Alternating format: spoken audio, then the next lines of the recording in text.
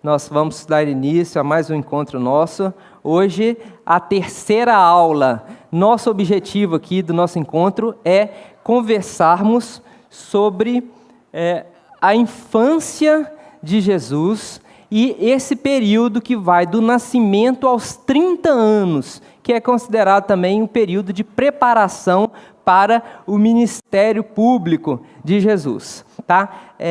Antes da gente começar propriamente a aula 3, eu quero fazer com vocês aqui um breve apanhado da aula passada, que foi sobre o nascimento de Jesus. Então, quem esteve aqui se lembra que nós começamos a aula lá em Nazaré, no alto das montanhas, né? A cidade da família de Jesus, de José e Miriam, né, gente? José e Miriam, nós conhecemos aquela cidade, uma cidadezinha pequena, na verdade um povoado, alguma coisa aí entre 500 e 1.500 habitantes, uma cidadezinha simples, né? Que o povo vivia ali da cultura de subsistência, e foi nesse lugar, então, que de lá que saíram José e Maria para ter o menino Jesus, né? O parto vai acontecer aonde, gente? Quem se lembra? Na cidade de Belém. E na aula passada nós tentamos responder aí 3 perguntas a respeito do nascimento de Jesus. 3 perguntas simples, não é verdade? A primeira, quando Jesus nasceu? E a gente chegou à conclusão junto aqui que não foi no dia 25 de dezembro do ano 000, né? O ano mais provável hoje, de acordo com a datação realizada pelos estudiosos, pelos cientistas, é que tenha acontecido 6 anos antes daquela data apontada como o ano 0 da era cristã. Depois nós passamos para a segunda pergunta, que foi onde aconteceu o nascimento. Foi em Belém. A gente tem certeza disso, né? Pelo que consta dos evangelhos canônicos. A dúvida é aquela imagem que a gente tem na cabeça do presépio. Se foi numa gruta, se foi num estábulo, se tinha animais. E aí a gente teve a oportunidade de verificar que os evangelhos canônicos não têm nenhum registro a esse fato. O único registro que consta lá é que o menino, que não havia vaga na hospedaria da cidade, e o menino foi colocado numa manjedoura. E a terceira pergunta, como foi o nascimento? E nós terminamos a nossa aula, então, conversando um pouquinho sobre isso, e nós vimos que o nascimento foi lindo, não é verdade? O nascimento foi lindo, o nascimento foi mágico, mas como é o nascimento de qualquer outra criança, né? Encantador como qualquer outro nascimento. Não há nos evangelhos nenhuma menção de que o tempo parou ou de algum acontecimento extraordinário. O extraordinário mesmo é o milagre da encarnação, segundo nós vimos aqui. Deus Todo-Poderoso se limitando, se autolimitando e vindo a esse mundo, né, aí na pele de um bebê. E esse fato, eu lembro que a gente comentou sobre isso no final da aula, revela para a gente já um pouquinho das características do autor dessa história, né?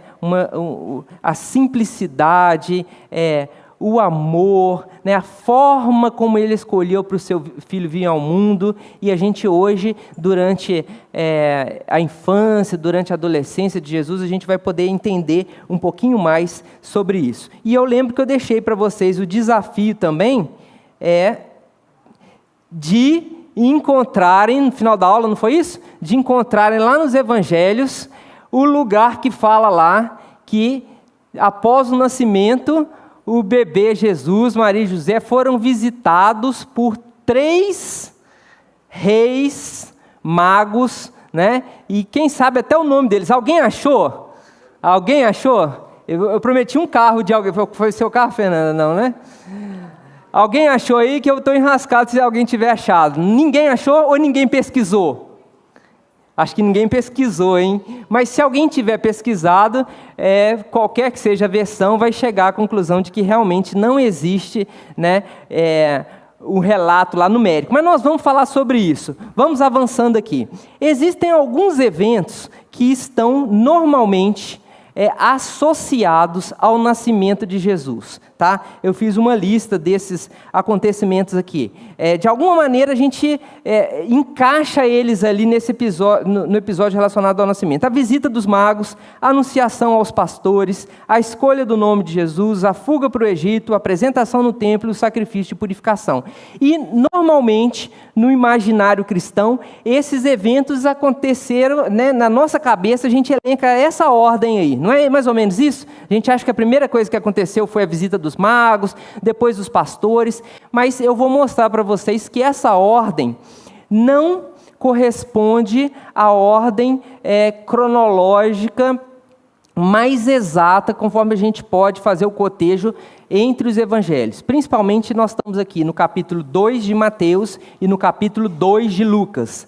É porque os evangelhos, gente, eles, embora contem a mesma história, às vezes eles contam com uma seleção diferente de acontecimentos. Então, nem todos os acontecimentos que estão relatados em Mateus estão relatados em Lucas, e vice-versa. Então, é preciso ler e estudar todos os evangelhos conjuntamente para a gente conseguir fazer essa ordem cronológica na nossa cabeça. Então, a ordem mais provável dos acontecimentos é essa aqui, tá?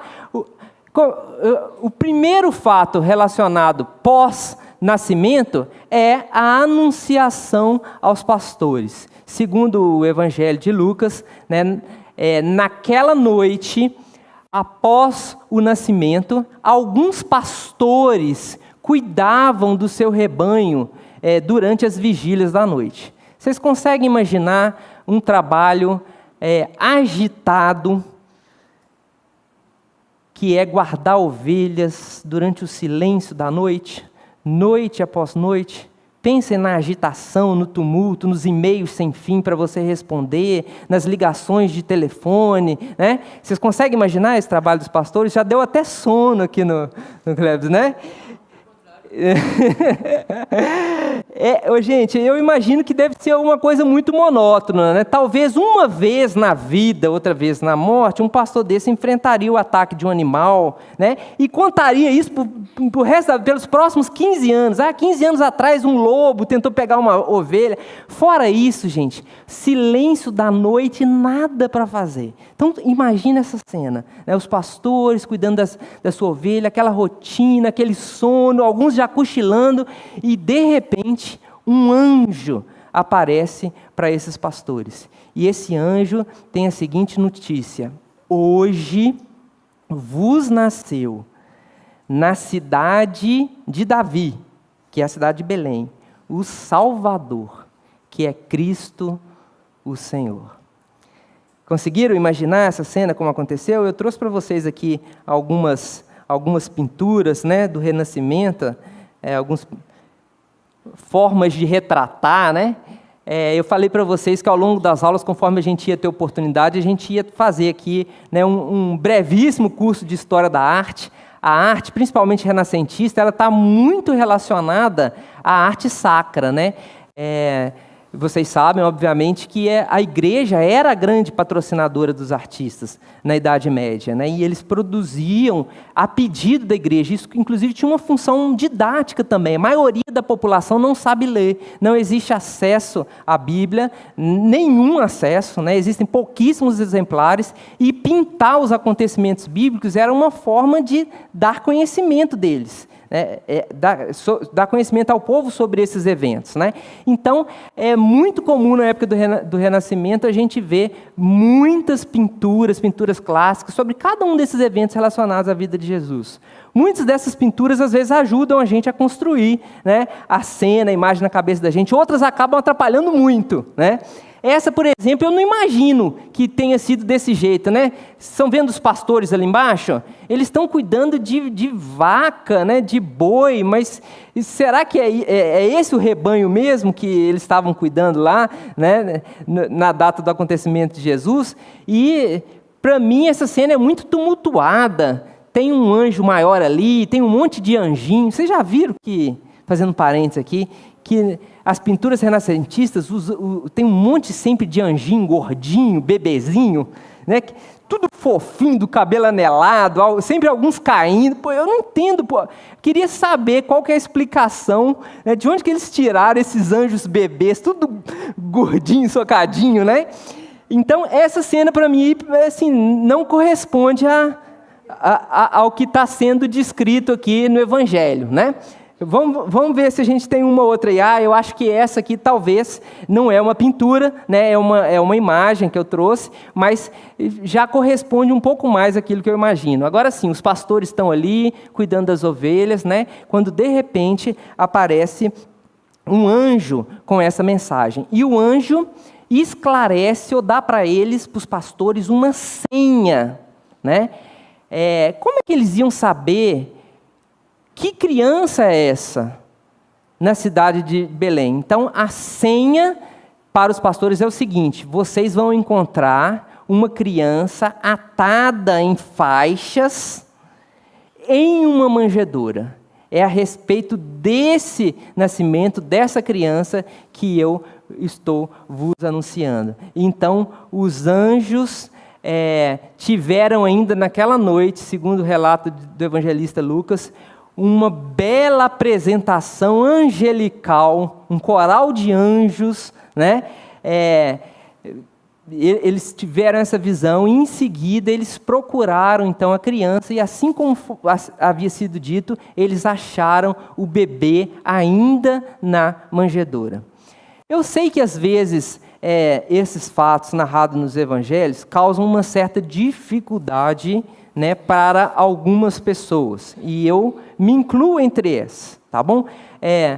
Bem, eu acredito em Jesus, mas eu tenho dificuldade, alguém pode pensar, eu tenho dificuldade em imaginar no meio da noite um coral de anjos anunciando para pastores o nascimento dessa criança.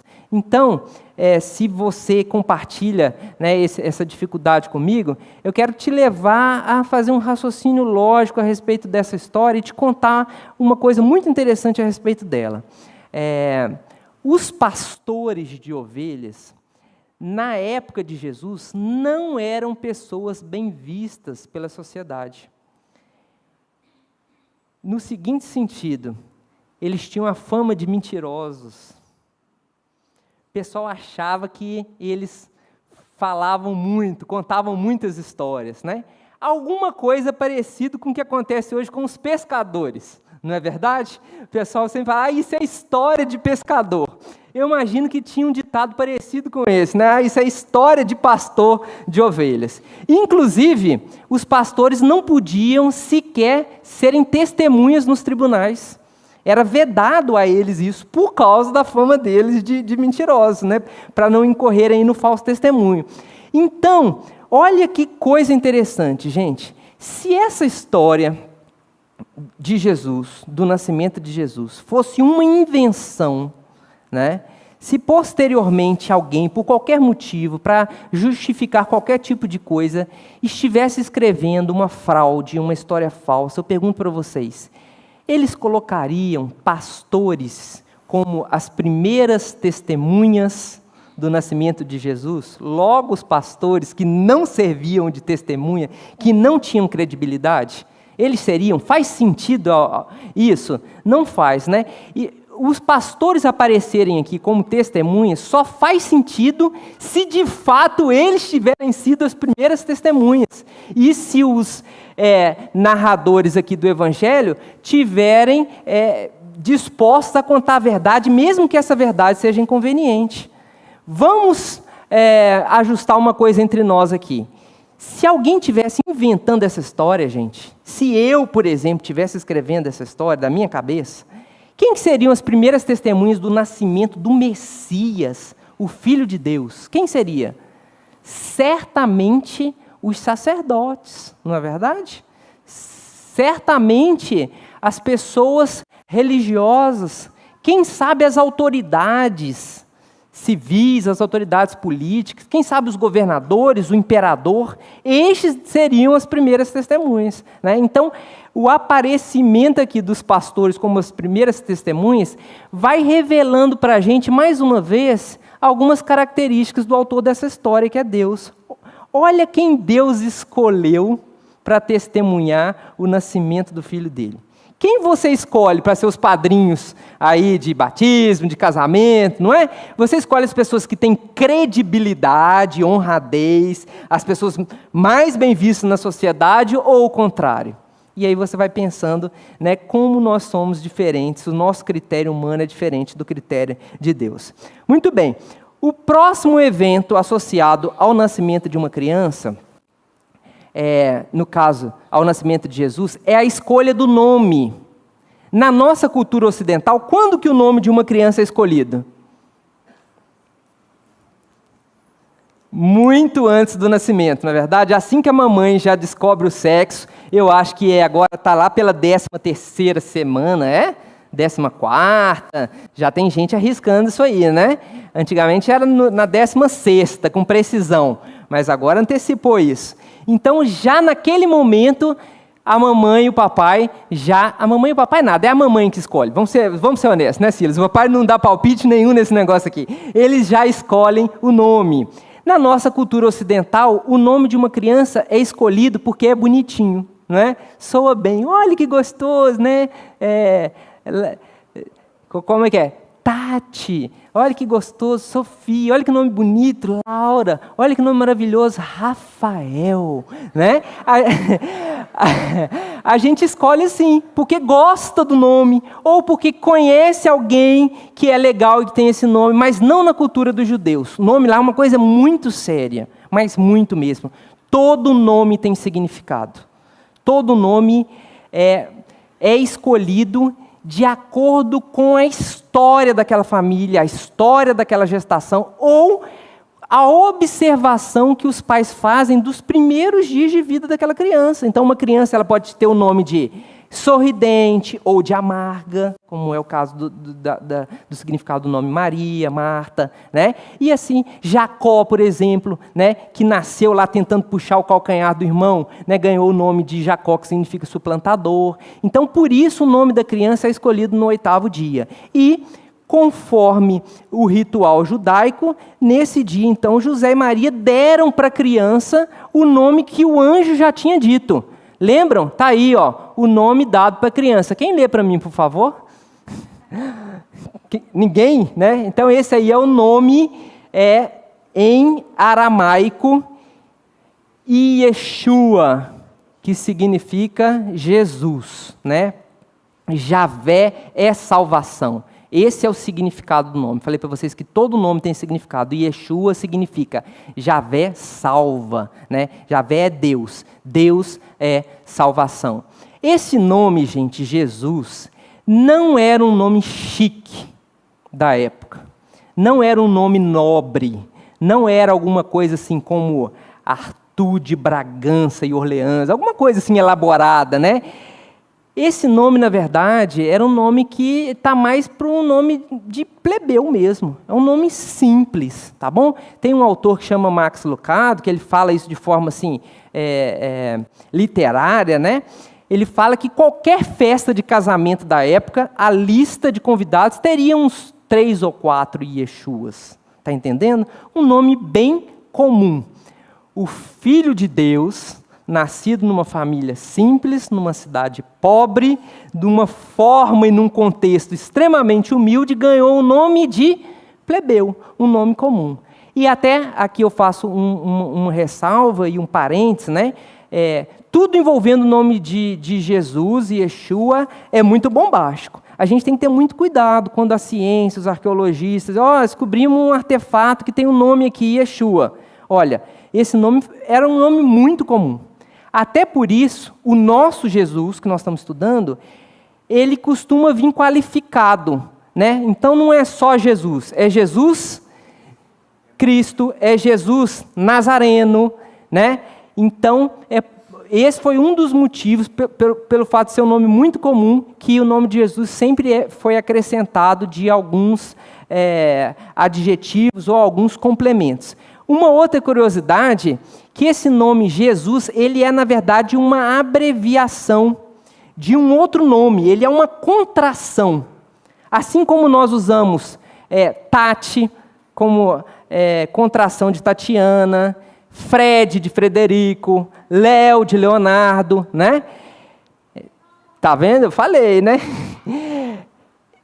Yeshua, ou Jesus, é a abreviação de um outro nome muito conhecido nosso. O nome Josué. Então, Josué e Jesus são, na verdade, o mesmo nome. Um mais contraído. O significado de Josué, portanto, é o mesmo. Vencido, então, o 8º dia, o segundo episódio relacionamento ao nascimento de Jesus, o próximo episódio daquela lista que eu fiz para vocês no início da aula tem a ver com a apresentação dos primogênitos no templo e o sacrifício de purificação. Esse era outro rito judaico. Todas as culturas têm os seus ritos relacionados ao nascimento de uma criança, né? No Brasil, quais são os ritos? Eu lembro que quando meus meninos nasceram, o pessoal de Vargem Alegre falaram que tinha um negócio de uma canja de galinha. Tem isso lá ainda? Que dia que é a canja? Tem o dia certo, tem que fazer a canja. Ou seja, gente, toda cultura tem seus ritos. Na cultura judaica, um rito importante, depois da escolha do nome, era apresentar o primogênito para o Senhor no templo, ou seja, levar ele na igreja pela primeira vez. E essa apresentação tinha uma data certa para acontecer. Ela acontecia após o 30º dia do nascimento. Isso acontecia com os primogênitos, tá bom? E um outro rito era o rito da purificação. Era oferecido um sacrifício em razão da contaminação que acontecia com o sangue durante o parto. Vamos entender isso brevemente. Para os judeus, o sangue é fonte de impureza. Qualquer contato com sangue, por menor que seja, torna uma pessoa impura. Então, como a mulher, durante o parto, tem contato com sangue, 40 dias depois, né, do parto, havia um sacrifício, né, que era um ato de purificação, tá? Interessante isso, né? Até hoje a gente usa o 40º dia como referência, né? É o período de resguardo, né? Olha só a sabedoria de Deus, né? Durante esse período de 40 dias de impureza da mulher, né, ela estava de resguardo, porque esse é o período que a mulher não pode ser tocada. A pessoa impura, ela não pode ser tocada, de jeito nenhum. Então, de certa forma, está aqui, né, um encaixe aqui, um diálogo com o que acontece até hoje. E a gente entende, pelos evangelhos, que José e Maria fizeram esses dois atos juntos. Apresentaram a criança no templo e fizeram o sacrifício da purificação no mesmo contexto. Tá? O que era o sacrifício da purificação? Tinha que ser sacrificado um cordeiro. Essa era a regra, tá? Para que a mulher voltasse ao estado de pureza. Essa era a regra. Mas se a família não tivesse condições de oferecer um cordeiro, então, excepcionalmente, poderiam ser oferecidas 2 pombinhas. Isso aí todo mundo tinha condição financeira de fazer, por mais pobre que fosse. E aí vocês que já estão entendendo a história bem, estão acompanhando meu raciocínio, pergunta, vocês acham que Maria e José ofereceram um cordeiro, como diz a regra, ou ofereceram as pombinhas? Por quê? O que isso significa? Tá vendo? Isso não está escrito claramente lá no Evangelho, que eles eram muito pobres, né? Só está escrito que eles ofereceram as pombinhas. Mas quando você entende, né, que eles estão cumprindo uma regra de exceção, as coisas começam a fazer sentido, começam a se encaixar. Muito bem, vamos ver como é que agora a pintura renascentista ilustrou esse episódio. Agora sim, agora nós temos, né, uma tela de um pintor de verdade. Qual que é o nome dele, gente? Rafael, né? Rafael de Sanzio. Ele é um pintor italiano do Renascimento e esse pintor fabuloso, ele foi chamado, né, ainda em vida, ainda novo, de um mestre dos pintores. Pra vocês terem uma ideia, ele concorreu com o Michelangelo, com o Leonardo da Vinci, e ele era considerado um mestre. E quando a gente vê as obras dele, a gente começa a entender por quê. Né? Hoje fala muito em tridimensão, em 4D, né? Eu olho para essa tela de Rafael e eu consigo ver aí inúmeras dimensões. Olha que incrível, né? No primeiro plano nós temos ali 2 pilastras, vocês estão vendo? Aí você consegue, parece que a tela tem profundidade. Você entra nela, você vai ver aí 3 pessoas. Quem que são? Com um bebê na mão. Certamente uma delas é Maria, né? Com o bebê Jesus. O outro certamente é José. E a pessoa que pega a criança provavelmente é Simeão, né? Vou falar já de Simeão, mas continuando na tela, você vê outras pilastras mais ao fundo, depois um 4º ou 5º plano lá no final do templo, e ainda a visão infinita, né? Então, realmente, Rafael de Sanzio é um pintor que mereceu o título dele e merece a nossa companhia aqui durante as nossas aulas, razão pela qual, né, hoje eu ainda vou mostrar uma outra tela dele e ele vai nos acompanhar aí, as pinturas dele durante o nosso curso. Então, o senhor que está lá com Maria, ele é Simeão. Simeão é um ancião que, segundo os evangelhos, residia em Jerusalém, e o Espírito Santo tinha falado com ele que ele não morreria sem ver o Messias. Lembram daquela aula primeira, né, que nós falamos sobre aquela espera de milênios? Simeão era um daqueles, né, que tinha anseio, que ansiava pela vinda do Messias. O Espírito Santo tinha dito para ele: você vai ver esse fato. Eu não acredito em coincidências, mas eu sei que no dia que Maria e José levam a criança, o menino Jesus, para apresentar no templo, quem que está chegando lá na mesma hora? Simeão. Gente, era o único templo do país, né? Sinagogas haviam muitos, mas o templo de Jerusalém é o único. Ali havia com certeza centenas de pessoas, né? O que nós sabemos é que Simeão, quando viu a criança, ele faz uma oração. Ele faz: Senhor, agora você já pode me levar, já pode me despedir, porque os meus olhos viram o Salvador. E o Simeão, sem nada combinado, né? Não tem aqui nenhum combinado prévio, ele dirige algumas palavras para Maria. Ele fala: olha, essa criança, ela está destinada a ser um sinal de contradição. Muitos serão abençoados, serão salvos pela vida dessa criança. Mas para outros, né, o resultado desse nascimento é desastroso. Um sinal de contradição. Um pouco difícil de entender isso para a gente ainda hoje, né? Agora imagina para Maria. A Maria que, adolescente, né, que ficou grávida sem ser casada por obra do Espírito Santo. A Maria que teve esse parto difícil. Ela sabe que aquela criança, porque o anjo havia lhe dito, é o Salvador do mundo. Mas agora ela só vê uma criança, como qualquer outra. E de repente uma pessoa desconhecida, do nada, vira para ela e fala: essa criança é um sinal de contradição.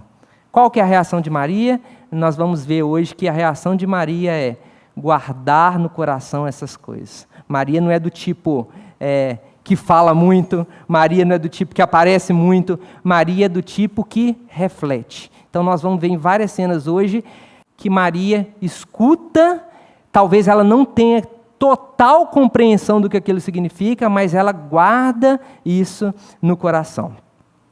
Agora sim, gente, depois da apresentação no templo, que aconteceu no 40º dia, é que a gente pode começar a pensar naquele evento que todo mundo quer saber, né?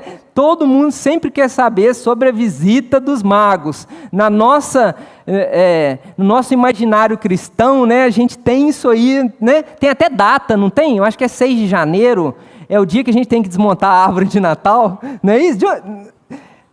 De onde saíram essas coisas, né? É ou não é isso que a gente imagina, né? O menino está lá na manjedoura ainda, ao relento, acabou de nascer e os magos estão chegando do Oriente. É assim que a gente imagina, né? Mas você já está entendendo que isso não pode ter acontecido dessa maneira. Vamos raciocinar comigo. Os magos, eles vêm de onde? Eles vêm de outro país, gente. Eles não são do território de Israel, eles são do Oriente. Provavelmente um país muito distante, porque não é mencionado o país. Não fala é Egito, é Síria, né? Fala que eles são do Oriente, ou seja, pode ser de um lugar tão distante que sequer a nacionalidade não é precisa. Esses magos, eles viram lá no Oriente uma estrela. Vamos começar a entender o que é isso, magos? Porque, na minha imaginação, pelo menos, mago é quem faz mágica. Quem tira coelho da cartola, quem faz pombinha sumir, não é? E esses magos, eles não são mágicos. Esquece essa ideia. A palavra magos era designava as pessoas nascidas numa das 6 tribos da Pérsia antiga. Então havia uma tribo que quem nascia lá era chamado de magos. Essa tribo muito antiga, nós estamos falando de alguma coisa muito antes de Jesus, eles detinham alguns conhecimentos muito misteriosos. A ciência ainda hoje não consegue decifrar o grau, como eles chegaram a um grau avançado de conhecimento. Parece que eles dominavam bastante a astronomia, o mapeamento do cosmos, o movimento dos corpos celestes. Eles eram conhecedores de, provavelmente, alguns elementos químicos, eles dominavam isso e faziam uso disso. Eles tinham, essa tribo, uma espécie de um fogo inextinguível, segundo se diz e segundo se conta, né? Quase como fogo olímpico, um fogo que nunca se apagava. Esses eram os magos originais. Com o passar da década e dos séculos, o termo magos passou a designar não apenas os naturais dessa tribo, mas todos aqueles que possuíam algum tipo de conhecimento que não era público, dominava alguma área da ciência, né, e faziam uso disso de uma forma reservada. Essas pessoas passaram a ser chamadas de sábios ou magos, né? Então, os magos que vêm visitar Jesus, eles nada mais são que sábios do Oriente. Não se diz que são reis em nenhum momento, né? Ao longo dos séculos aí da história cristã, eles começaram a ganhar nome, né? Tem lá Gaspar, Belchior, Beltesazar, não é? Começaram a ganhar características. Se diz que, eu acho que é Belchior, que era mais moreno, o outro tinha barba, enfim, nada disso está retratado nos evangelhos. Como também não está retratado o número de magos.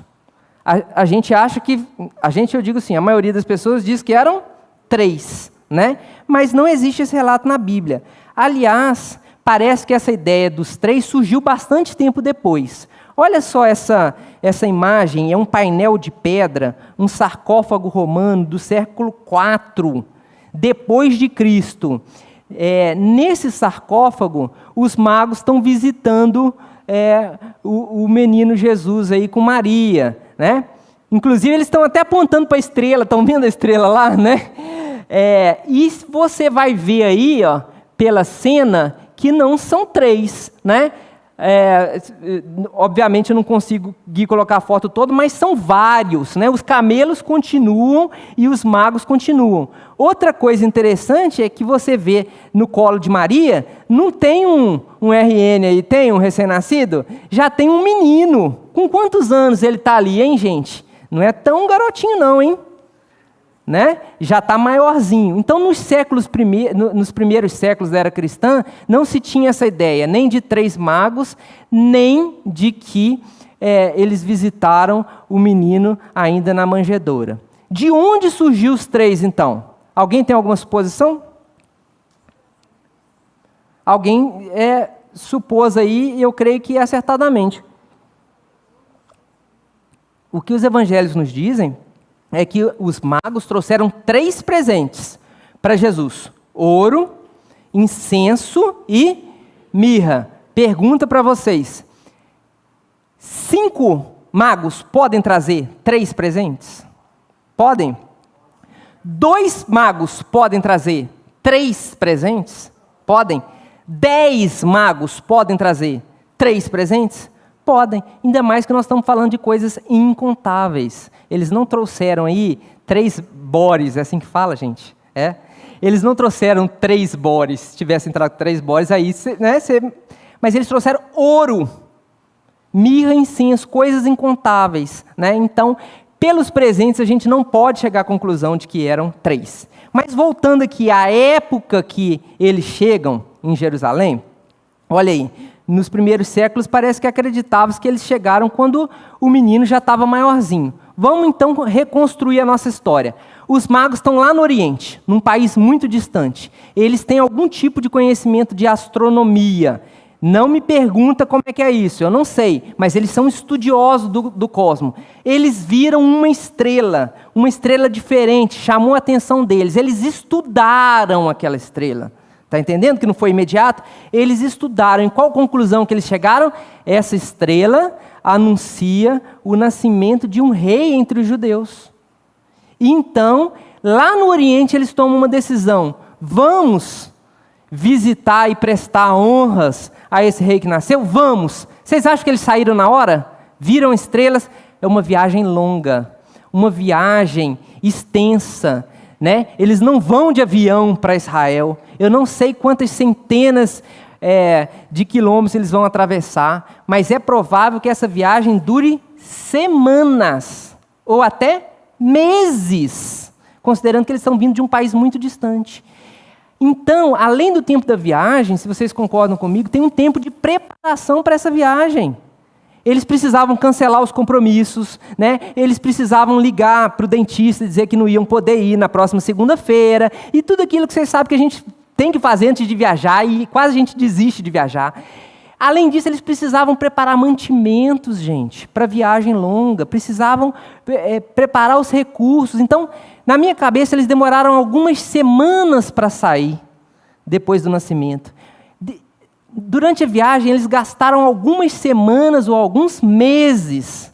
E então, eles chegaram finalmente. Quanto tempo já se passou? Chegaram em Jerusalém. Não chegaram onde está a criança. Lá em Jerusalém, eles imaginaram, é a capital, é aqui que nasceu o rei. Eles começaram a perguntar pela cidade. Onde que está o rei que nasceu? Ninguém sabia de nada em Jerusalém. Mas eles insistem, e aquele burburinho começa a tomar conta da cidade. Ó, tem uns caras estranhos aí. Vieram de longe, são diferentes, estão dizendo que vieram ver o rei que nasceu. Quanto tempo que gasta para um burburinho desse tomar conta de uma cidade? Não tinha WhatsApp, viu, gente? Mas o burburinho chegou no palácio de Herodes. Ora, o rei está distante da plebe. Para chegar lá é porque o negócio já está circulando muito intensamente. Chegou no ouvido de Herodes. Os dias estão passando. Herodes manda procurar esses magos.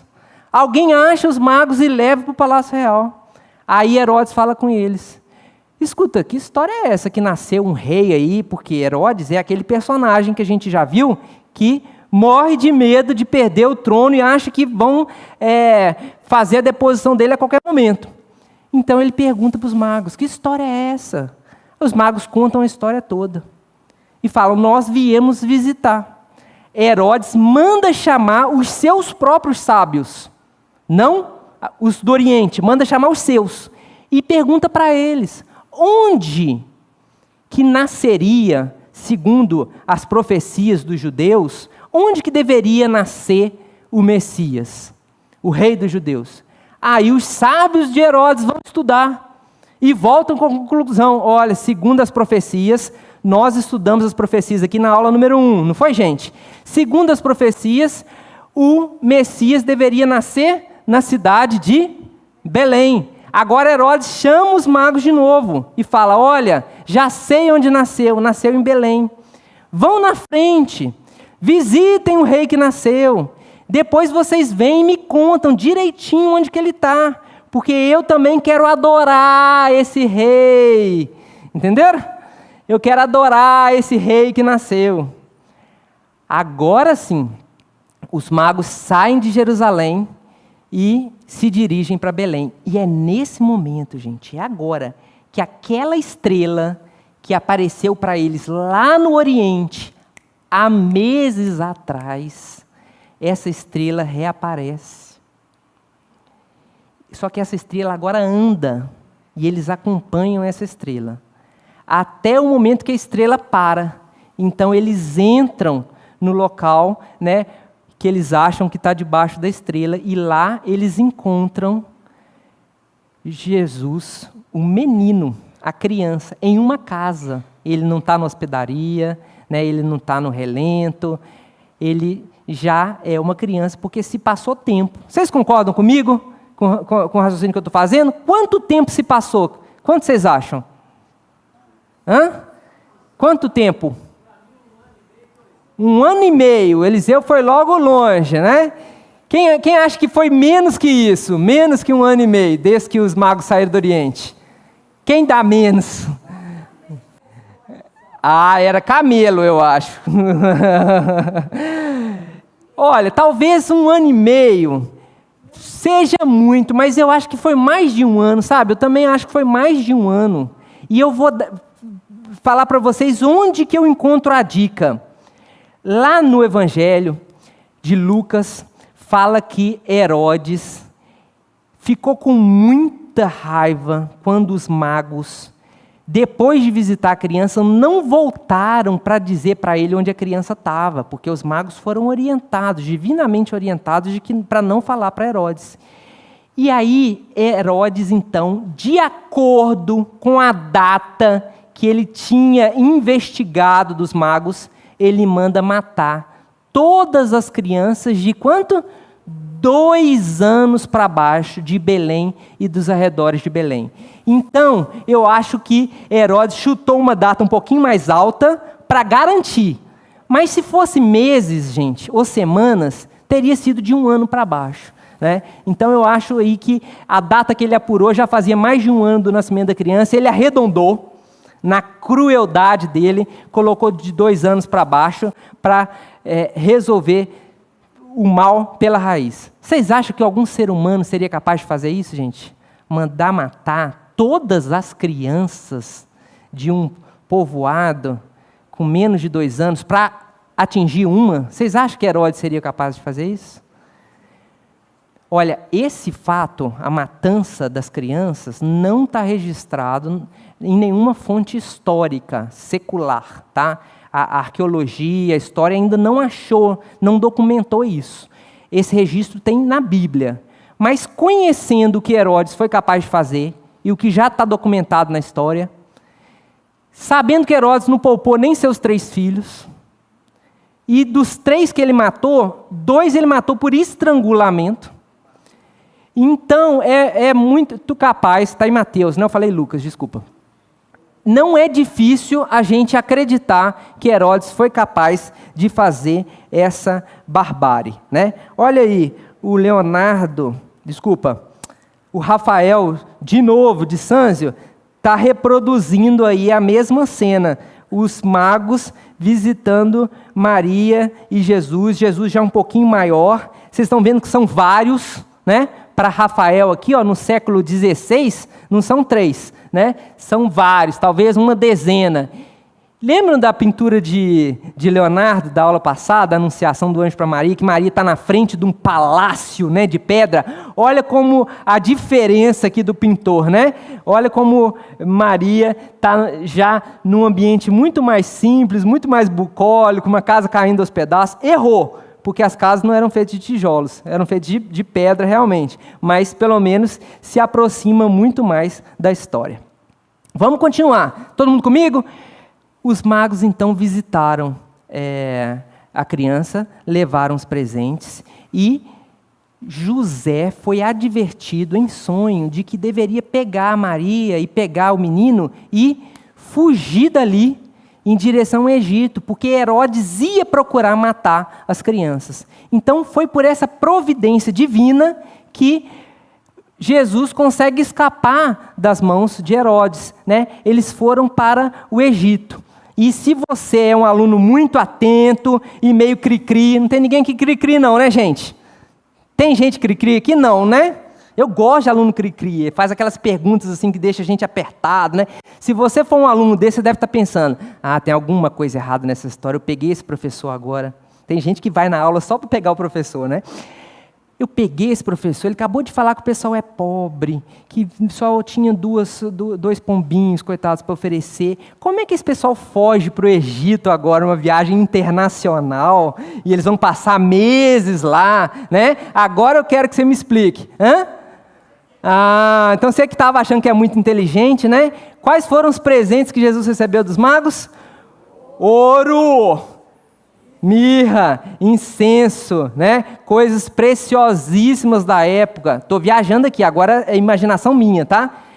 Quem sabe não foi isso a providência de Deus para garantir a viagem e a hospedagem, né, internacional de Jesus durante esse período.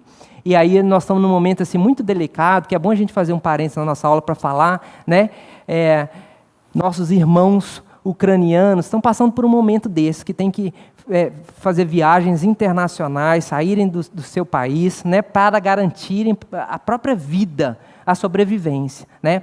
Mas Deus, de uma maneira ou de outra, Ele não deixa faltar o recurso. Um dos nomes de Deus é providência. Na hora certa, no momento H, Deus providencia os recursos. Se Deus tiver que tirar os magos lá do Oriente para viajarem meses a fio, para chegarem aqui em Belém, só para trazer o recurso necessário para essa criança poder escapar, se Deus precisar tirar alguém do outro lado do mundo para fazer isso, Deus faz. E se Deus precisar, né, for preciso levantar gente do mundo todo, né, de todos os cantos do planeta, para ajudar aqueles refugiados da Ucrânia, Deus vai fazer. E eu estou dando um testemunho aqui da minha família, né? Porque o meu cunhado é ucraniano, a família dele está em fuga, se refugiaram, foram recebidos por uma igreja na Moldóvia e agora foram levados para uma igreja na Alemanha. Deus está agindo e Deus está providenciando. E assim é na sua vida também, tá, querido? Na sua e na minha. Quantas vezes a gente pensa no futuro e fala, como é que vai ser? E quando chega, né? Está ali o recurso, de alguma maneira Deus providencia e Deus não vai desamparar. Lá no Egito, vocês estão comigo na história, né? Fui na Ucrânia, voltei, já está todo mundo meio perdido aqui. Lá no Egito, quem que está? José, Maria e o menino, né? E se passaram provavelmente alguns meses, o anjo aparece de novo para José e fala, pronto, José, já pode voltar, porque aquele que procurava matar a criança, o Herodes, ele mesmo já morreu. E a história diz, agora é a história, né, a Bíblia, que foi uma morte terrível, né? Herodes foi tomado de muitas dores, chegou ao ponto de tentar o suicídio, né, com uma faca, e acabou morrendo no ano 4 antes de Cristo. Lembram da primeira aula, né? Primeira e segunda aula? Se Jesus nasceu realmente em 6 antes de Cristo, a essa altura o menino já está próximo dos 2 anos, e agora eles podem voltar para o território de Israel, né? Só que eles não voltam mais para Belém. Orientados também pelo anjo, eles vão voltar para Galileia. Olha aí o território de Israel, como é que ele está dividido. Depois que Herodes morreu, o território foi dividido em 4 pedaços, governados por filhos de Herodes. Por isso, esses governantes vão se chamar tetrarcas, porque eles governam sobre uma tetrarquia, ou seja, 1/4 parte do território. E os governantes são Herodes Arquelau, que governa na Judéia, Herodes Antipas, que governa na Galileia, um outro filho que governa na porção norte, e há uma dúvida histórica, mas provavelmente Abilene governa nesse território à direita. Alguém está aí perguntando sobre Herodes, né? O Herodes não morreu? Morreu ou está vivo? Outra dúvida, né? Lá no julgamento de Cristo, não era Herodes que estava participando lá no julgamento? Como é que pode? Bem, Herodes, muito provavelmente, é um nome de um cargo. Ele foi utilizado nesse período como nome de um cargo, assim como Faraó, não é um nome pessoal. Então, o Herodes do nascimento de Jesus é Herodes o Grande. Ele morreu. Agora, os filhos dele, Herodes Antipas e Herodes Arquelau, governam no lugar dele. E é o Herodes Antipas, lá da Galiléia, que vai participar do julgamento de Cristo depois. Compreendido? Muito bem. José volta com Maria, não para Belém, onde foi o nascimento, mas eles voltam para a cidade de Nazaré. Eles estão voltando depois de mais de 2 anos fora da cidade, né? Ou próximo de 2 anos, né? Agora, imagine a expectativa do povo do lugarejo, né? Vendo aquela família. Maria saiu barriguda, e agora já volta um menino andando, falando, né? E eu falei para vocês que provavelmente eram todos parentes ali. Então, José e Maria voltam agora para o lugar de onde saíram, para o lugar que era o lugar deles, a cidade deles, o povoado que eles moram, e é lá em Nazaré que Jesus vai passar a infância, a adolescência e o início da vida adulta. Então é por isso que Jesus vai ser conhecido como Jesus de Nazaré, ou Jesus Nazareno. Não que tenha nascido lá, mas porque é nesse lugar que ele passou.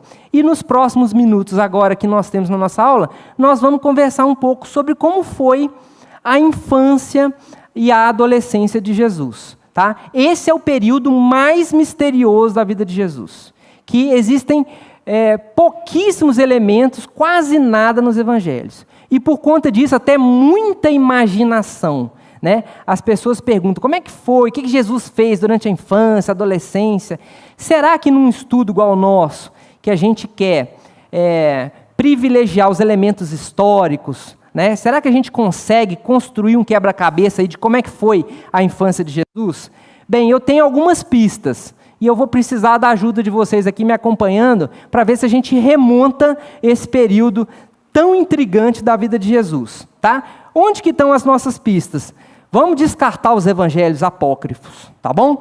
Porque realmente muitas, se não todas as histórias que estão lá não têm credibilidade. A gente vai concentrar nos evangelhos canônicos. A primeira pista está em Lucas capítulo 2, versículo 40.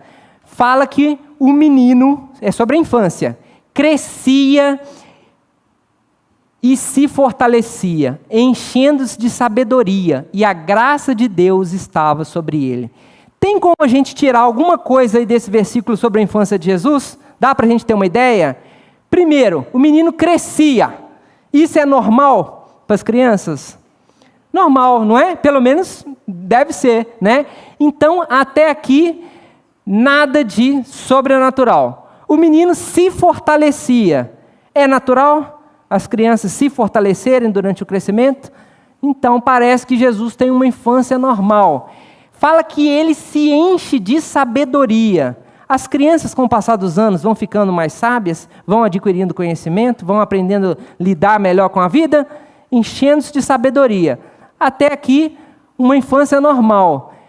A graça de Deus estava sobre ele. Bem, aqui talvez nós tenhamos um elemento que pode distinguir um pouco, né? A graça de Deus estava sobre esse menino, mas a graça de Deus também está sobre várias crianças, em todas as gerações, em todos os tempos. Você crê nisso, que a graça de Deus está sobre as crianças? Então, para o evangelista Lucas, e vocês estão comigo aqui, nós vamos chegando à conclusão que a infância de Jesus era uma infância muito normal. Parece que Jesus brincava de pique-pega, né? Brincava de pique-esconde na rua. Parece que Jesus andava de bicicleta com as outras. Não tinha na época? Né? Parece que Jesus jogava bola. Eu não estou vendo aqui, até agora, nada que fale, Jesus teve uma infância diferente dos outros meninos. Me parece que Jesus um dia deve ter caído e ralado o joelho também, e Maria foi lá, né, toda cuidadosa, e fez o curativo, né? Essa criança não nasceu sabendo cozinhar, se alimentando sozinha, não nasceu com todo o conhecimento dentro do cérebro, foi o papai, mamãe Maria, que sentaram com ela, que ensinaram ela a orar, que ensinaram ela sobre Deus, que ensinaram as escrituras sagradas, né? Então, o que a gente vê aqui até agora é uma infância normal e muito provavelmente vocês estão comigo sob os cuidados do pai e da mãe, ok? Qual outra pista que a gente tem? Outra pista nós vamos encontrar sobre a infância de Jesus, nós vamos encontrar em Marcos, no capítulo 6, versículo 2 a 3. Mateus também tem a mesma referência. Fala assim, olha, isso que eu vou ler é um acontecimento da vida de Jesus lá na frente, tá? Da vida adulta. Fala assim, muitos ouvindo no caso Jesus, se maravilhavam e diziam, que sabedoria é esta que lhe foi dada? Não é este o carpinteiro, filho de Maria, irmão de Tiago, José, Judas e Simão? Não vivem aqui entre nós suas irmãs? E escandalizavam-se nele. Então, isso aconteceu quando Jesus já era adulto. As pessoas olharam para ele, viram nele uma pessoa muito sábia e estranharam, porque conheciam quem? Conheciam a família dele. E conhecia quem mais? Os irmãos de Jesus. E não é um ou dois não, né, gente? São vários. Quantos irmãos? Pergunta para o final do curso, prova final. Olha a dica do professor aqui, quem que não quiser ser reprovado. Quantos irmãos Jesus teve? Baseado em Marcos, capítulo 6, versículo 2 e 3. Faz a conta. Quantos irmãos Jesus teve? Vamos lá? Tiago, José, Judas e Simão. Irmãs eram quantas? Plural. Podia ser só uma? Não. No mínimo, Jesus teve, no mínimo, 6 irmãos. Ou seja, a infância de Jesus e a adolescência foi tumultuada, agitada. Como é que é viver numa casa com muitos irmãos? Quem aqui tem 6 ou mais irmãos? Muito bem, vamos lá. Afonso, como é que é uma casa com 6 ou mais irmãos? 3 no mesmo quarto, o que mais? Como é que é uma vida numa casa com muitos irmãos? 11, como é que é? Bagunça total, o que mais? Posso dizer que é uma infância alegre, descontraída, é uma infância cheia de aventura, cheia de movimento, né? Então, Maria e José foram tendo outros filhos, e Jesus é o mais velho de uma família com muitos irmãos. Então, você construiu aí na sua cabeça já o quadro da infância de Jesus lá em Nazaré. Casa pequena, pobre, vivendo na comunidade, aqueles meninos todos juntos ali, brincando, né? Essa, então, me parece que a gente pode montar aí a história nesse sentido. A próxima dica que os evangelhos nos dão já é de Jesus aos 12 anos. É um momento de transição entre a infância e a adolescência, né? Olha, qual o momento que uma pessoa vira adulta aqui no Ocidente, hein, gente? Passa a ter responsabilidades de adultos. Era 18. Depois passou para 21, não foi? A pensão ia até 21. Depois, enquanto estiver estudando.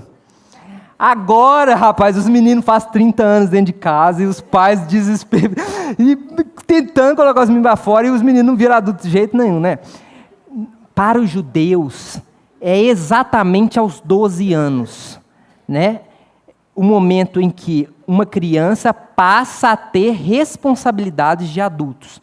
Não apenas perante a família, perante a sociedade, mas perante Deus, perante a religião. Esse é o momento, então, que ele vai firmar também os compromissos religiosos. E é justamente aos 12 anos que aparece o próximo episódio de Jesus, né? Lucas 2, 41 a 52. Vou contar para vocês. Jesus tinha 12 anos, eles moram em Nazaré, em Jerusalém. Estava acontecendo a festa da Páscoa, a tradicional festa da Páscoa. Durava uma semana, muitos dias a festa, né? E era comum que as pessoas viessem de todo o território para Jerusalém para participar da festa da Páscoa. E elas não iam sozinhas.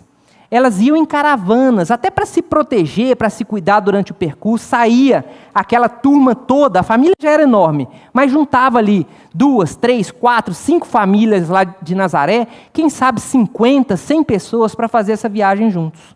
A família de Jesus fez. Passaram a Páscoa em Jerusalém. Terminada a Páscoa, juntou a caravana e caminho de volta em direção a Nazaré.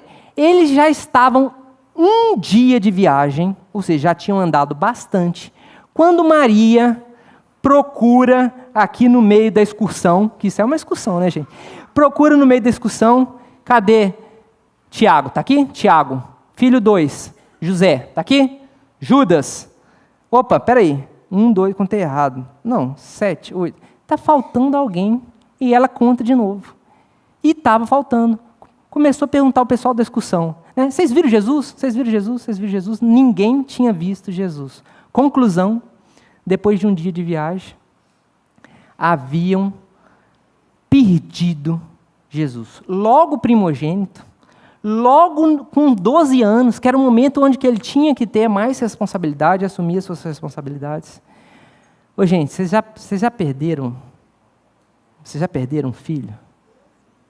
Alguém já teve essa experiência? Né? Gente, eu vou falar para vocês da minha experiência. Não existe coisa mais assustadora para um pai ou para uma mãe perder um filho. Eu imagino o desespero de Maria. Eu já perdi o Daniel. O Daniel está lá em cima, né, Dani? O Dani tinha 3 anos, mas não vou contar não, porque não faz parte da aula, tá? Vamos voltar aqui para Maria. Vocês querem saber? Querem saber? Então vou contar. Não, acho que não, vou contar não. Vocês querem muito saber? Com certeza, a Larissa ali conta, né? Então eu vou contar só para a Larissa, tá, gente? Ô, gente, Daniel tinha uns 3 anos. Eu perdi o Daniel dentro do apartamento. É verdade. É verdade. Nas minhas contas, isso durou, assim, uns 30 minutos. Revendo hoje racionalmente, eu acho que não deve ter sido tanto. Mas, na minha cabeça, foi uns 30 minutos. A gente estava recebendo umas visitas de Vargem Alegre. E aí, vocês sabem, né? Aquele tanto de gente, aquele tanto de criança. Almoço vai e tal, e um corre para a cozinha, e a mãe, o pai, e daqui a pouco, cadê o Daniel? O Daniel tinha uns 3 aninhos. Aí começamos a procurar pelo apartamento, né? Demos aquela olhada geral, não tá. Fui na porta, a porta trancada. Aí começa aquela atitude irracional dos pais, né? Olhar, por exemplo, em cima do guarda-roupa. Como é que uma criança vai estar em cima do guarda-roupa? Né? Olhar dentro da geladeira, né? Sem mentira. Olhar atrás do guarda-roupa, entre o guarda-roupa e a parede. Mas não tinha lugar para procurar mais. Procuramos tudo. O menino não estava no apartamento. Aí a gente parte da irracionalidade. Quem já passou pela experiência sabe. A gente parte da irracionalidade para o desespero, né? Aí eu pensei, pronto, foi numa janela, caiu, eu vou chegar lá embaixo agora, eu vou ver uma multidão de gente na rua. Esse é o sentimento. Até hoje eu tenho esse de lembrar.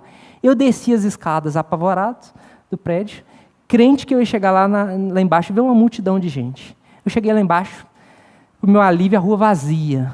Ninguém. Olhei até a esquina, falei, não, aí que cair, ele não caiu. Aí, essa altura na minha cabeça, eles já tinham achado ele. Vou subir, quando eu chegar lá em cima, já acharam. Subi, até tranquilo. Na hora que eu abro a porta, achou? Não. O menino tinha desaparecido. E aí, tensão a 1000, né? Você começa a revirar todas as coisas, você já não sabe mais o que aconteceu nesse momento. Eu sei que em determinada hora, estava a mesa lá do almoço, né?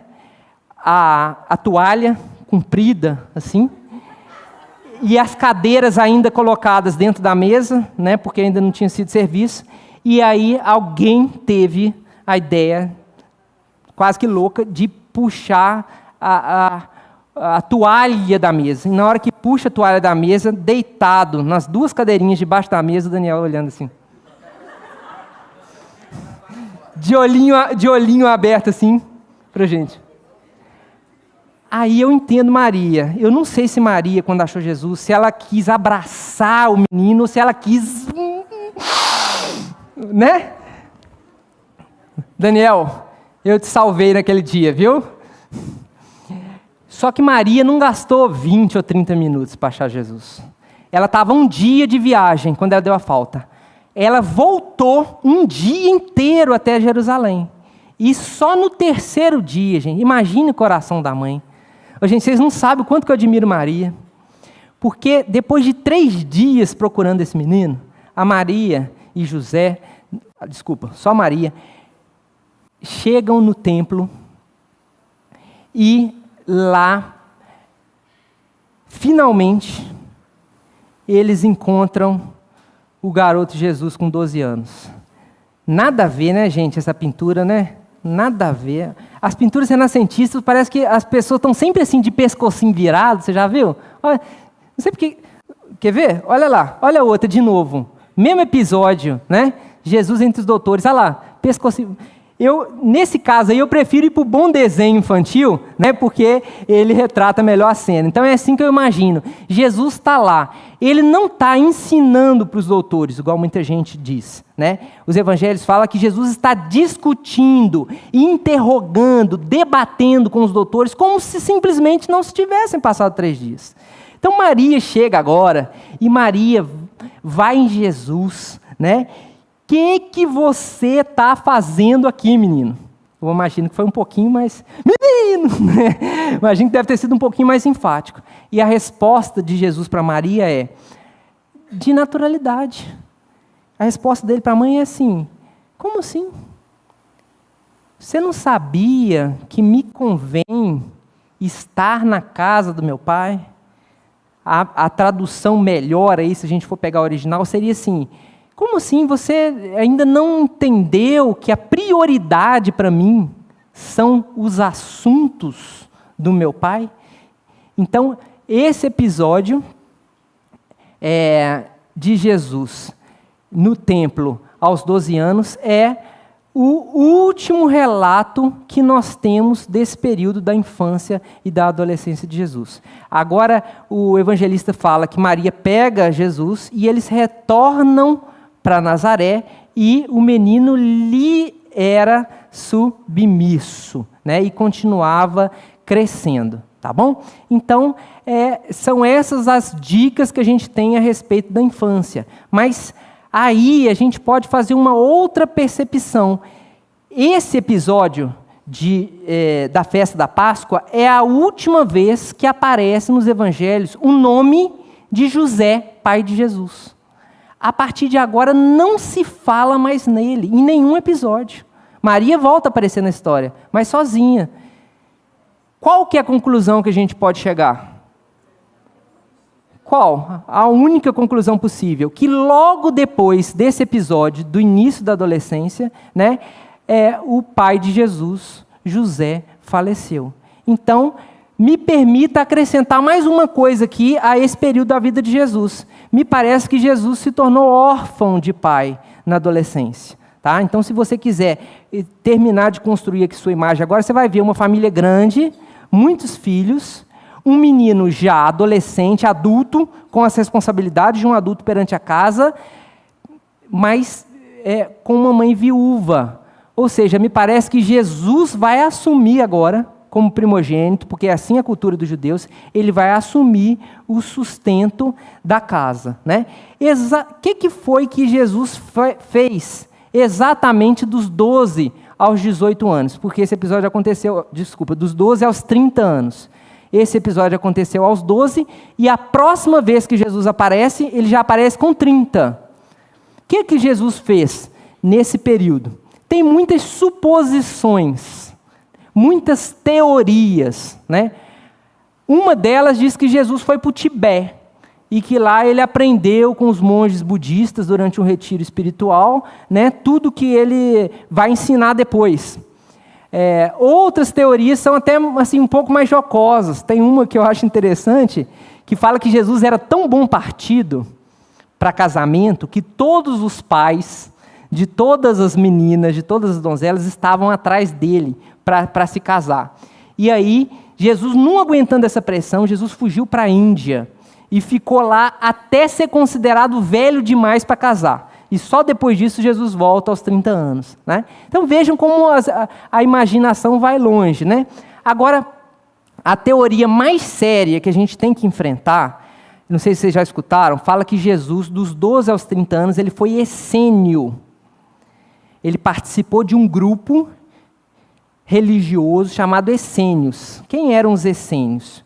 Era um grupo de judeus que se isolaram do mundo, saíram das cidades, foram para o deserto, viver às margens do Mar Morto, e lá esse grupo vivia assim, sem contato com o resto da humanidade.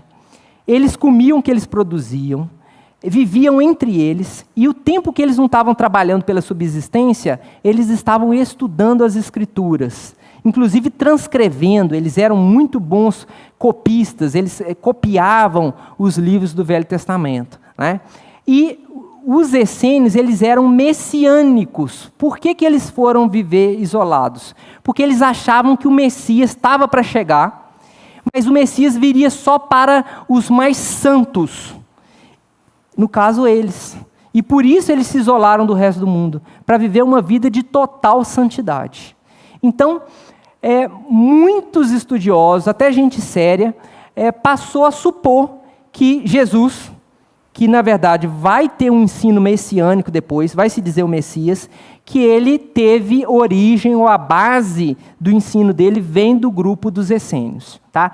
E aí eu quero contar para vocês uma das histórias mais interessantes, mais fascinantes da arqueologia do século XX, que acabou contribuindo para a gente poder entender melhor os essênios.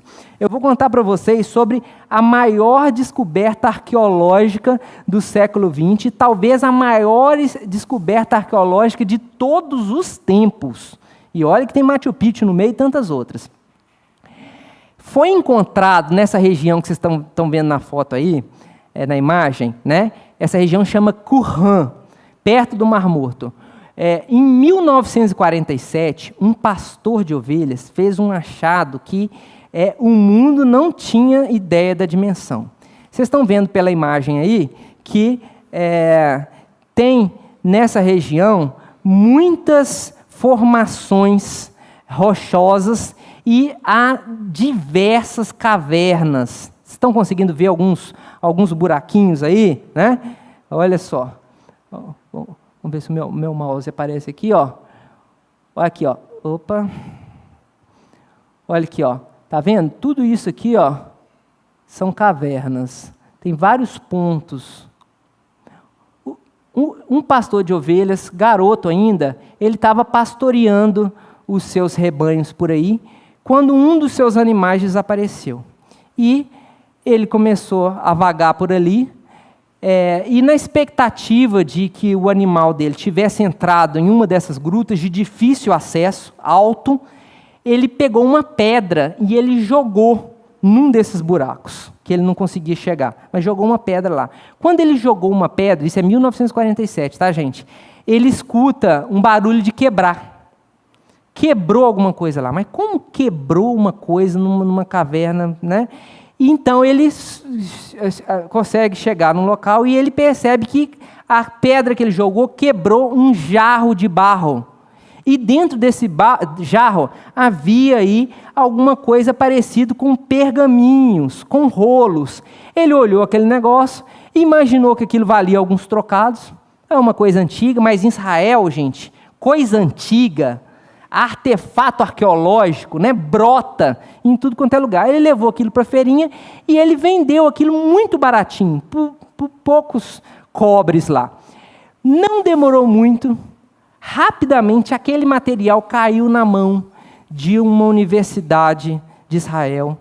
Eles escanearam aqueles rolos e aquilo foi parar nos Estados Unidos.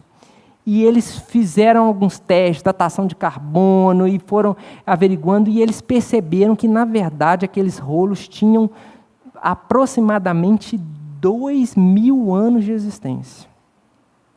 Então, gente, começou uma verdadeira caçada ao ouro. Essa região de Qumran passou a ser, assim, em semanas, passou a ser super explorada. Começaram a entrar em tudo quanto é gruta, buraco, e acharam dezenas de grutas com jarros parecidos com aquele que o menino achou. E em todos esses jarros, rolos. No total, mais de 1.000 rolos foram encontrados na região de Qumran. Rafael, essa história parece até lenda, né? Será que existe mesmo esse lugar? Vamos dar uma olhada aqui, vamos ver se a gente consegue viajar lá para Qumran rapidinho. Vocês topam? O dólar está ficando mais barato, né, gente? Às vezes a gente consegue ir lá rapidinho. Então vamos lá. Nós estamos ali, hein? Patinga, né? É perto, quer ver? Como a gente chega lá rapidinho. Ó.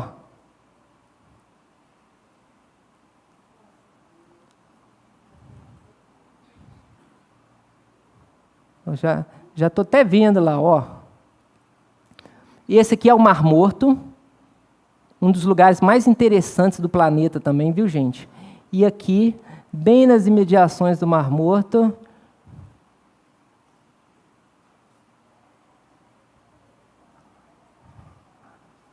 mais especificamente, essa é a região de Qumran, onde foram encontrados os rolos. Tá? Deixa eu ver se eu consigo uma imagem mais legal. Ótimo.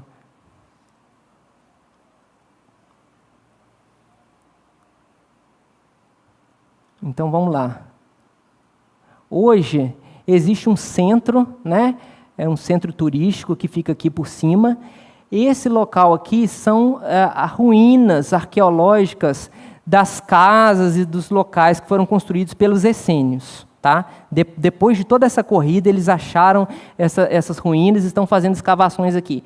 Essa região aqui são as montanhas, né, que eu mostrei para vocês as fotos, onde ficam dezenas e centenas de grutas, onde então foram encontrados os rolos do Mar Morto. O que continha, afinal, esses rolos? Foi feito um estudo, a decodificação, e se percebeu que, na verdade, os rolos contêm os livros do Velho Testamento. Está lá, todos os livros que você conhece, Crônicas, Reis, Samuel, Gênesis, todos os livros, acharam a transcrição de todos os livros, exceto um livro do Velho Testamento. O único livro não encontrado é o livro de Esther.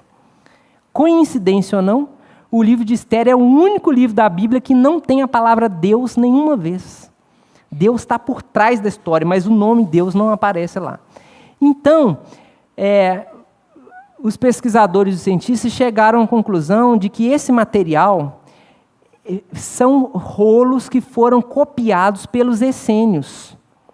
Junto com esses rolos, né, que são transcrições dos livros bíblicos, acharam vários manuais de rituais, manuais de costumes, sobre a vida, sobre detalhes do que era a comunidade dos essênios. Então, hoje a história sabe muito precisamente como que era a vida dos essênios. Eu acho que eu tenho aqui também algumas fotos das ruínas.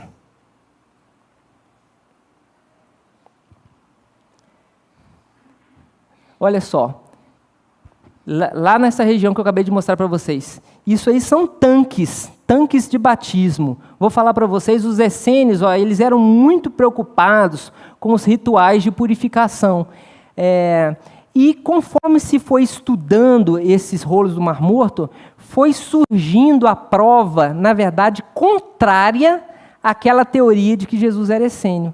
Se conhecendo mais os essênios, hoje a gente sabe que Jesus era muito diferente dos essênios.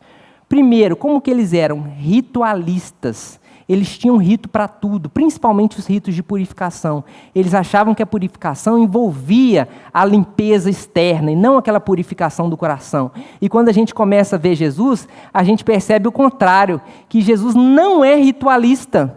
Pelo contrário, desculpem a expressão aqui, não é nada de pejorativo, tá? Mas Jesus ele é um pouco até avacalhado em relação a esses costumes cerimoniais. Não estou falando nada que não está nos evangelhos não, tá, gente? Nós vamos ver lá na frente que Jesus era criticado porque às vezes ele não lavava a mão, o que era uma coisa muito séria para os judeus, né? Então Jesus ele não era ritualista. É até difícil de entender como é que o cristianismo nos séculos seguintes ele vai ficar tão ritualista, porque realmente a gente não vê Jesus assim. Outra coisa, os essênios eles eram exclusivistas. Eles achavam que o Messias era só para eles, só para os santos. Eles não aceitavam na comunidade pecadores, pessoas com deficiência, né? Eles se afastaram do mundo. Jesus era o contrário. Como é que a gente vê Jesus? Ele vai de encontro aos pecadores, ele abraça as pessoas tidas por imundas, ele vai atrás dos doentes, né? Então ele é muito diferente dos essênios. O que eles têm em comum é realmente o fato de conhecerem as Escrituras. Jesus, assim como os essênios, eram estudiosos da Escritura e é isso que eles têm em comum.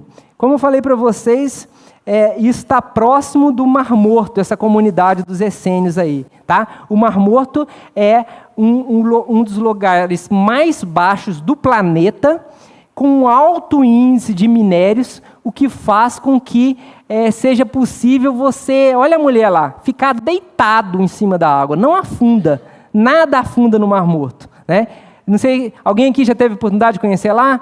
Um lugar incrível, não é? Você pode sentar na água, você pode deitar. Tem gente que lê jornal, tem fotos de gente sentada lendo jornal. Um lugar imperdível, assim, tem que fazer parte do roteiro. Então, gente, se Jesus não foi essênio e a aula já está acabando, Rafael, me fala o que Jesus foi, né? Existe alguma dica? Existe, gente. A gente não precisa ir muito longe, não. Eu já mostrei o texto para vocês. Marcos capítulo 6, versículo 2 a 3. O que Jesus fez dos 12 aos 30 anos? Vamos ver o texto? Olha lá. Muitos, ouvindo, se maravilhavam e diziam: que sabedoria é essa que lhe foi dada? Não é este o carpinteiro? Ô, gente, que um filho primogênito na fase adulta, com muitos irmãos mais novos, com uma mãe viúva, o que ele faz? Trabalha. Uma pessoa tem jeito de ser conhecida como profissional se ela não exerce essa profissão? Tem. Alguém vai falar do Arthur? O dentista. Né? Se ele não exerce a profissão? Se eles falavam lá na frente, se eles falavam, é Jesus, o carpinteiro, se eles falavam assim dele, é por quê? Porque ele exerceu essa profissão. A gente não precisa viajar muito para entender isso, né? Jesus foi um profissional que fabricava mesas e cadeiras. Certo? Não. Mas não é isso que está falando? Que ele era carpinteiro? Hein, gente? Agora eu fiquei perdido. Qual que é a profissão de Jesus? Cadê o Zé Geraldo? O Zé Geraldo sempre está aqui nessa aula, né, gente? Nós estamos aqui com um dos maiores marceneiros do Brasil, Zé Geraldo. O lobby aqui, hein, Zé Geraldo? Zé Geraldo, ajuda a gente. O marceneiro e o carpinteiro é a mesma profissão? Quem fabrica mesa, cadeira, móveis finos, elegantes para aquela sala de jantar sua é o marceneiro, não o carpinteiro. O carpinteiro, ele trabalha com madeira pesada na construção civil. É o cara que faz telhado, é o cara que faz porta, que faz marcos, né? E que na época de Jesus podia fazer até fundações, até colunas poderiam ser feitas utilizando madeira, né? Então, primeira coisa que nós vamos tirar da nossa imaginação aqui: Jesus não fez mesas ou cadeiras. Aliás, esse mobiliário nem era um mobiliário comum na época, né? Jesus foi um trabalhador pesado, braçal, da construção civil. Tá? Uma outra coisa que a gente tem que pensar é que lá em Marcos capítulo 6, quando está escrito carpinteiro, está escrito em português. Marcos foi escrito em grego. E no grego, a palavra que está lá, e que foi traduzida como carpinteiro, é tecton. Tecton é uma palavra grega que era utilizada para artesãos que trabalhavam na construção civil. Tanto com a pedra, pedreiros, como com a madeira, carpinteiros. Está entendido? Então, no original, não está escrito que Jesus era carpinteiro, está escrito que ele era tecton. Nós podemos ir para o lado da pedra, do pedreiro, ou nós podemos ir para o lado do carpinteiro. Ambos na construção civil. Quando eu estudei isso, gente, eu fiquei tão mexido assim com esse negócio, isso, assim, ficou na minha cabeça, no meu imaginário, que eu comecei a pensar nisso, às vezes, noite e dia, eu dormia pensando nisso.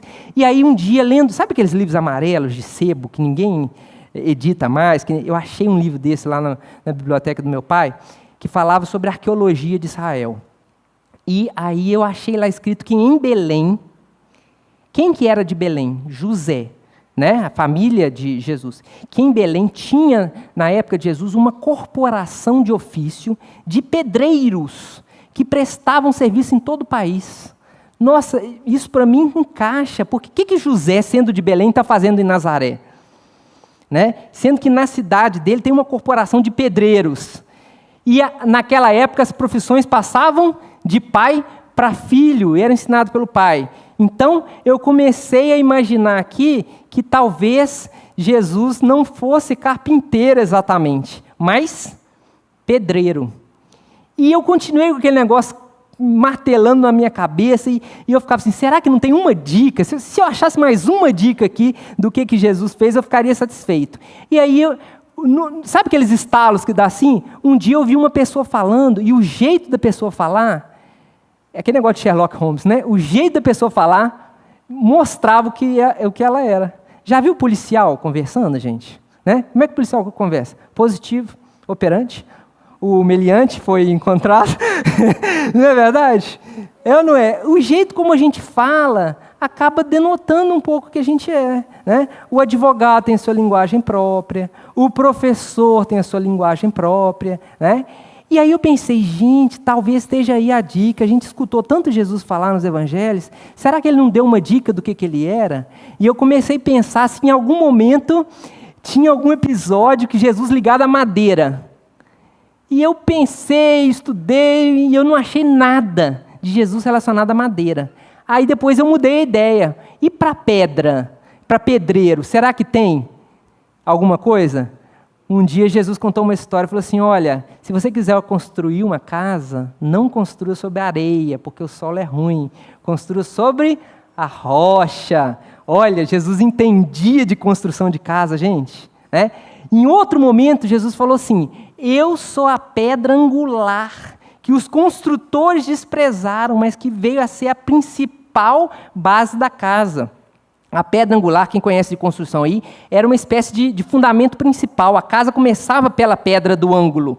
Jesus entendia em detalhes da engenharia da casa aí.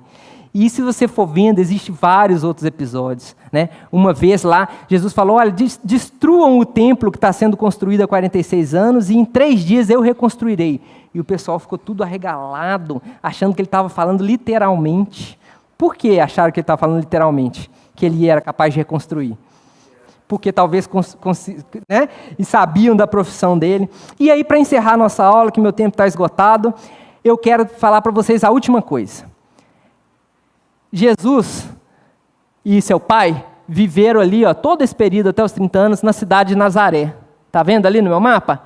Pertinho de Nazaré, a 5 quilômetros de distância, já havia existido uma cidade chamada Séforis. A cidade de Séforis foi completamente destruída numa rebelião. Não sobrou nada. E na época da adolescência de Jesus, Séforis estava sendo inteiramente reconstruída a mando dos governantes para ser uma cidade nova que mostrasse a glória e a imponência daquela administração, daquela gestão. A 5 quilômetros de onde Jesus morava, estava havendo uma mega reconstrução.